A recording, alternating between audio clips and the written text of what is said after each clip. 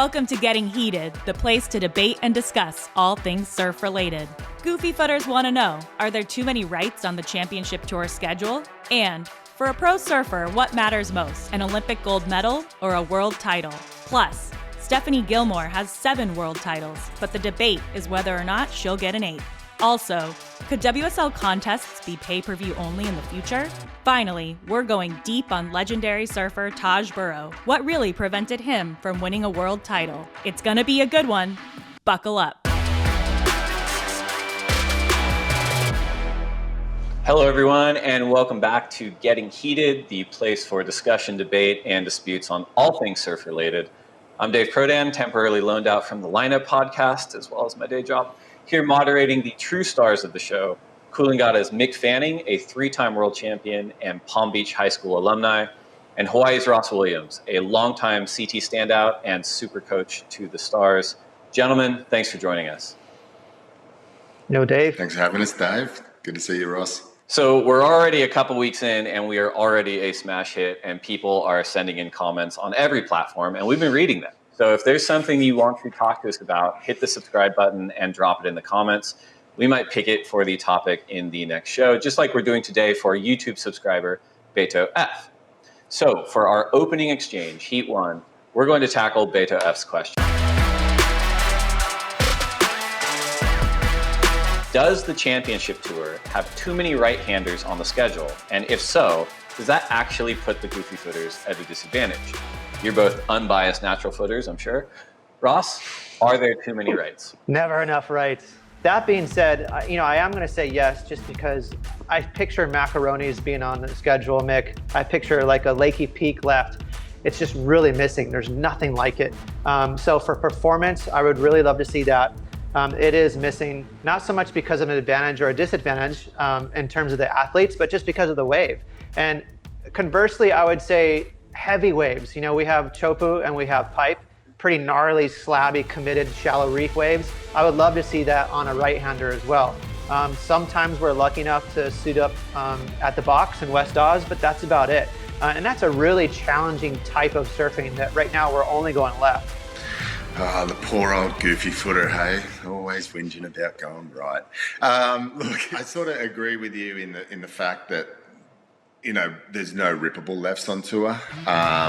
But in saying that, the lefts that were predominantly lefts, they're trying to turn into rights anyway. So they're sort of shooting themselves in the foot. Margaret River used to be a left.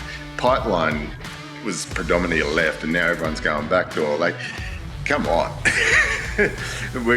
we got to make sure that if we're going to pick your left, just go left. But no, in saying that, I want to see more rippable lefts on tour. I want to see the natural footers on their backhand ripping out of the top. I want to see what sort of arsenal they have on their lefts. But also too, I want to see guys like Gabe Medina, Hidala Ferreira just go absolutely nuts at a wave like macarons. It's out of this world what they can do on their forehand. So look, I would love to see a rippable left, but if it's just add another tube left, I'd stick to the schedule that we have. I agree with that. We don't need another hollow left. I think we're covered there. So I think it's healthy for the tour to make sure there's a variety. Yeah, exactly. Look, even going left at trestles, the goofy footers are going right. So, come on.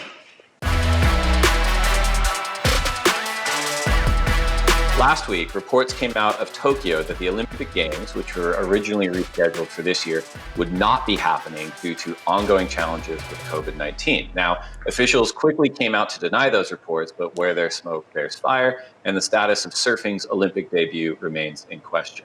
So for Heat 2, we're asking, in a world where surfing becomes an established Olympic sport, what will mean more to the world's best surfers? The Olympic gold medal or the WSL title? Mick, your thoughts? Look, in the general public of the world, the gold medal means more. I think people can relate to a gold medal a lot more than a surfing world title. If you say that I'm a gold medalist, then people are like, oh, wow. They don't even care what sport you are. You're just a gold medalist. On top of that, you're going to have incentives from all types of different companies wanting to be associated with you. Supposedly, Shaun White, when he won his gold medal, made $15 million just in promotional money. So like, it's crazy, especially for someone like, say if one of the top guys doesn't win, and someone like a Jeremy Flores wins for France. Like, imagine he could just retire that day, just go, look, I'm done. I'm going to go out and just live off this gold medal. Another sort of fact is that they say the worth of a gold medal, as soon as you win it, is about $1 million. So I can argue that that very first gold medal is going to be incredibly huge for surfing and incredibly huge for whoever wins that thing. Yeah, I think, the Olympics is going to be a huge shot in the arm, no pun intended, but for surfing. It's going to be a major benefit that's going to help, put surfing on the map as far as mainstream. But I'm old school at heart, Mick, and, I think push comes to shove. If you had to choose between the two, I think almost any surfer is going to choose a world title. Olympics, by the way, is a trial sport. It's not around permanently yet. They want to take a look at it. So I think this is going to be beneficial, but we're going to have to wait and see how this thing plays out over the next, say, 12 years to see if it's really cemented in there as an Olympic sport. But for now, definitely I think a world title is going to be more important. Look, I think in the community, world title is a bigger picture, but general public, I'll always say the gold medal is bigger. You have a look at someone like Kelly Slater, how hard he tried to get into the Olympics for that possibility of winning a gold medal. He knows how big it is. Imagine 11-time world champion and Olympic gold medalist. Like that's just huge. Yeah, for sure. So let me pose a question to you, Mick. Would you give away all 3 of your world titles for 3 gold medals? Probably, I'll give away 1.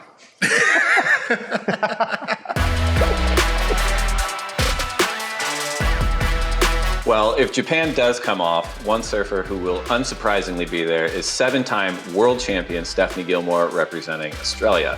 A woman who needs no introduction, but we're going to give her one anyway. Over a decade amongst the world's best surfers, 30 elite CT wins, 7 world titles. And here's the Heat 3 question. Does Steph Gilmore have at least one more world title in her? Ross, start us off. Yeah, I'm going to jump in hot water here a little bit because obviously Stephanie Gilmore is an absolute legend. And as you mentioned, Dave, she doesn't need an introduction, certainly not from me. And she's always been one of my favorite surfers. Definitely her style is unmatchable. But she's turning 33 actually in a couple days, Mick.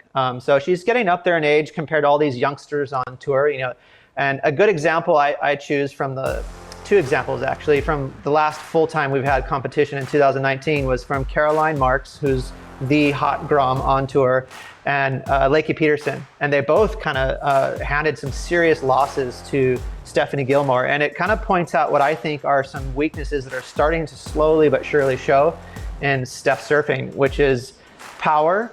Someone like Caroline Marks, she had a quarterfinal against Stephanie in Deba, her home break, and she totally exposed her. Caroline was so strong. She was throwing twice as much water. She just looked like a complete different surfer. And then Margaret River, Lakey Peterson dropped 18.83 points on Stephanie. And again, there was a huge discrepancy you could see in power. And that's credit to Lakey too. She went back to the drawing board over the last few years and kind of, managed to get better. Whereas Stephanie, I feel like she has been leveling out just a little bit. Stylistically, she's unbelievable, but these younger surfers with progression and power are right now out surfing her. So I think maybe there's no more world titles in her future. Yeah, look, some good points there, Ross, but I'm going to have to disagree with you. I think Stephanie does definitely have another world title in her. The reason I say that is 2018. When Steph put it all together, she looked like a whole different surfer. She knew she had weaknesses in beach breaks, left-handers, and just even commitment. I guess Stephanie's first world titles seemed like they came so easily, so she was just in cruise mode for a lot of those first world titles, and now she's got so much more, I guess, competition that will push her to the edge. But I still believe if she puts it all together, where she focuses solely on this for a whole year and doesn't become a lady of leisure, she can actually go out there and still surf better than all these girls on the planet. I'm putting it to Steph, show Ross up, and you call me if you need any help.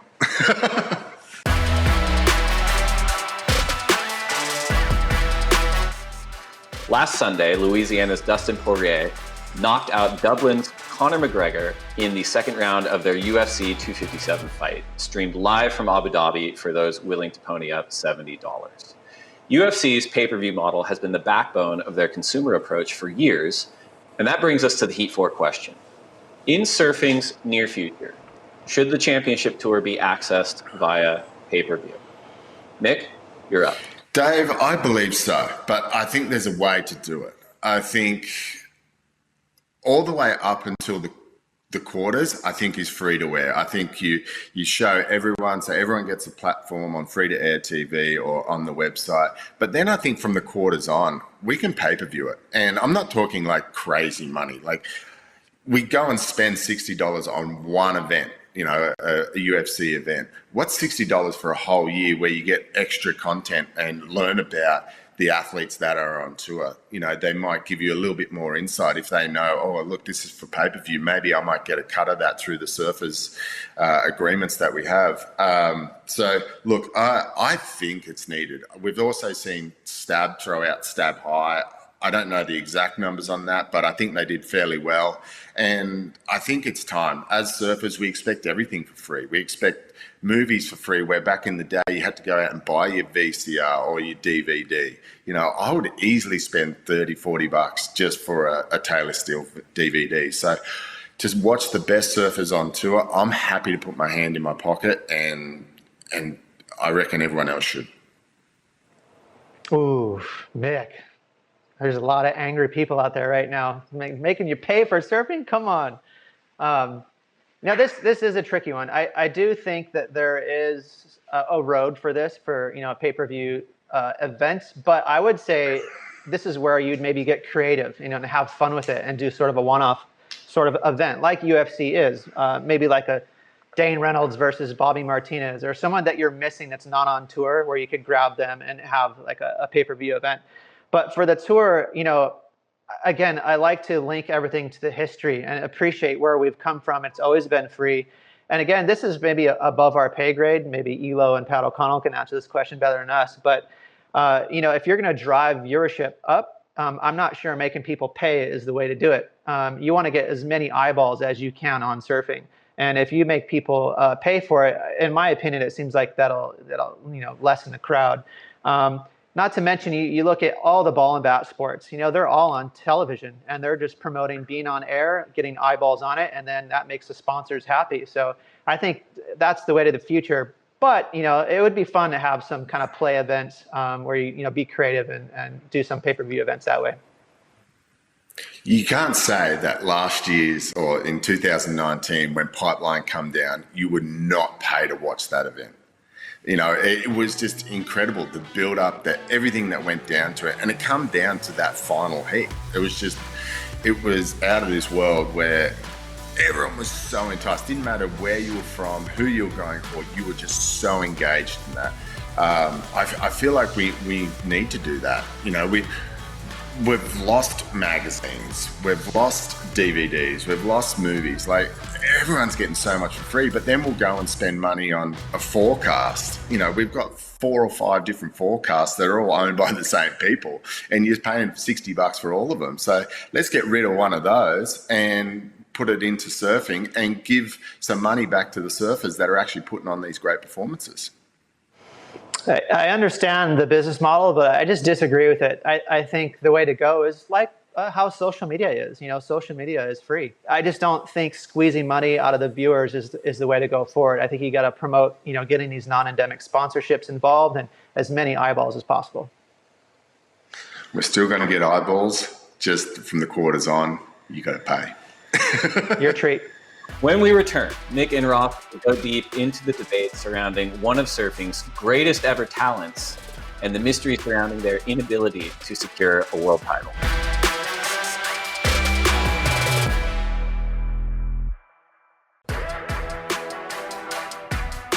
Welcome back to Getting Heated. I'm Dave Prodan, joined by the now emerging stars of the surfing hot takes world, Ross Williams and Starlight Ambassador Mick Fanning. Mick, you've been in the pool.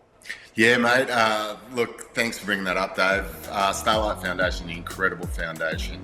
Their job is to go and put smiles on sick kids' faces in hospitals, and starting from January 26th to February 26th, they're doing the Starlight Super Swim, where we're going to go out and do laps in the pool, the ocean or lakes to raise money for these kids in hospitals and make sure that their time in hospital is a lot more fun than what it usually is. That's really cool. I hope everyone checks that out. So it's time for Going Deep. Stab in the Dark, Stab Magazine's Blind Board Test Series, has just released this year's installment featuring none other than Western Australia's Taj Burrow. One of the most celebrated performance surfers in history, Taj was a preternaturally gifted natural footer from Yallingup who ushered in the late 90s wave of progressive surfing. A perennial title contender and a two-time world runner-up, Taj never won a world title, and it remains one of surfing's great mysteries. You both have insider experience with Taj, so the Going Deep question is, what was the single biggest issue, either inside or outside the water, preventing Taj from winning a world title? Mick, start us off. Yeah, Dave, look, I love the Stab in the Dark thing. It's such a great concept and well done for doing it. And who better to have than Taj Burrow? I think he's been everyone's favourite surfer at some point in their life. And but getting back to the question, what kept Taj from winning a world title? Look, I think it was desire and just determination. Taj was always, he'll tell you this himself, he was a guy that wanted to do everything. He wanted to film the best part of the year. He wanted to go and win contests, but he also wanted to have a lot of fun while he's doing it. So I think when it came to getting gritty and came to, really getting in the trenches and fighting really hard, Taj would sort of step around that, and sort of the mental side of it was probably Taj's biggest weakness. Yeah, it's funny how it seems like it's a rarity to have the full package to be a world champion. And Mick, you exemplify that. You have to be a grinder. And then there's guys like Andy Irons are more animalistic. You have Kelly, who's just angling, constantly looking at every little advantage he can take, as well as relying on his talent. Whereas I feel like Taj was more of an artist. He was someone who was very loyal to his talent, but maybe his pocket was here. Other people would really tick all the boxes. I feel like Taj, as you mentioned, a little bit heady. I think his best was performance with no pressure. I think that's when he felt like he could, really shine. And then he would start to let the world kind of cave in on him a bit if there was more pressure on the heat. Taj was extra competitive, and it's not only just in surfing. It was like in card games, it was in ping pong, anything to do with like getting an edge over someone. He was always for it. So look, I don't think the actual competitiveness was something. I think it was the times when things got uncomfortable upstairs. I think, everyone says that you've got to go and work on your surfing, you've got to go work on your fitness, but the brain is a muscle too. You've got to work on that. And for me personally, when I competed against Taj, I felt I was never a better surfer than Taj. I've never claimed that my whole life, but I felt mentally I had it over him. And that's where, the wins that I did get, I felt like I beat him before we even paddled out. And especially in those high pressure situations, I felt like I was a lot more comfortable and I was okay to being uncomfortable, where Taj probably wasn't. I feel like Taj is one of those, he's a wily competitor. You mentioned games, where I feel like that's sort of his comfortable zone with competing and being competitive, is that sort of wry smile on his face, like a cat that just ate a bird. I feel like, when Taj has done best, it's like he's coming from that area. Whereas you have other people that are just grinders, and you have to just get out of the way because they're going to march through the field for the entire 8 months. Whereas Taj sort of chose his moments, and that's sort of what his career was up and down, but man, he was pretty consistent. He was extremely consistent. He was in the top 10 15 times throughout his career. He got runner-up a couple of times. And look, it wasn't like he couldn't compete. It was just sometimes I felt like he veered off. people compete different ways. You know, you have a look at one of my best friends with Parker. We competed totally different. When Parker was smiling, that's when he was on. I couldn't smile. I just had to stay focused, and that's why I looked blank-faced all the time. Taj was exactly like Parker. If he was smiling and he was relaxed, watch out. He was going to take out the field and win the event. And then as soon as you saw a stressful look on Taj's face, it was like, you've got him. And so, yeah, that's where the uncomfortableness was for Taj. I feel like there's definitely certain waves where Taj knew he was one of the favorites. And whenever I close my eyes and think of Taj Burrow, I just think of that patented classic Taj Burrow finner, you know, that amazing tail slide that he was so good at, and really sort of changed surfing. Do you think, Mick, I wanted to ask you this because you know, competed so much with him. Was he overly amped on being progressive in surfing, and maybe that cost a few heats here and there? No, I don't think so. He would grind out a heat. I think it was just he didn't like grinding out a heat. He wanted to go out and put the highlight reel. I think when Taj was on, he would do that progressive surfing and nail it, and that's how he'd go on and win the heats. So yeah, look, I think the progressive side of it didn't really cost him heats. He would pick his moments to be progressive. I just think sometimes he just was a little uncomfortable and didn't like it. Do you think Taj would trade one of his video parts for a world title? Probably. 100%. But look, I think that the movies like Sabotage, Montage, you know, he was the talk of the town in those movies. So it was like, well, they were pretty much his world titles. Well, one way or another, he was everyone's favorite surfer for a number of years there. And that's a wrap for this week's episode of Getting Heated. Next week, we'll have a very special guest joining us. It's kind of a surprise, but Ross and Mick, can you each give us at least one hint on who this guest is? Oh, let's go searching. I'll say tight shorts at Huntington and skimboards. That was too blatant. Sorry. Just threw him under the bus there. All right. Well, we'll look forward to it, and we'll see everybody next time. Thanks, guys.